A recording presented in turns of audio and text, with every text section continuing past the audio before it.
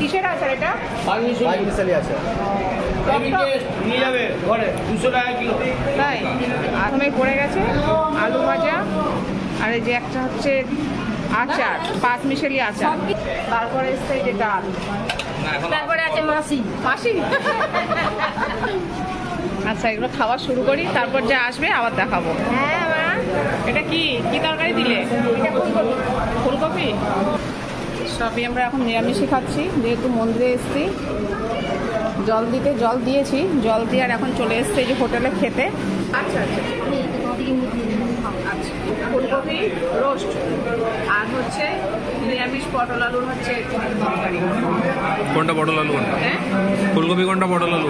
এইগুলো ফুলকপি, এটা ফুলকপি, এটা ফুলকপি, এটা ফুলকপি, এই একটা ফুলকপি, আর এগুলো পটল আলু তরকারি। মন্দিরে জল দিয়ে আর লেবু যাও না, লেবু হোটেলে রুম নিয়েছি, সেখানে হচ্ছে ব্যাগ রেখে আর এখন হোটেলে এসেছি আমরা খেতে। এখন নিরামিষ খাচ্ছি। দিয়ে দাও। দেখাবো, কিসে ছিল এটা? আলু ভাজার ভেতরে বিড়ি, অবস্থা দেখুন। আলু ভাজার ভিতরে বিড়ি? আলু ভাজার ভেতরে বিড়ি বেরিয়েছে। মাসি কিটা এই আলু ভাজার ভিতরে বিড়ি বেরিয়েছে কি করে? এটা কি জিনিস দেখাবো?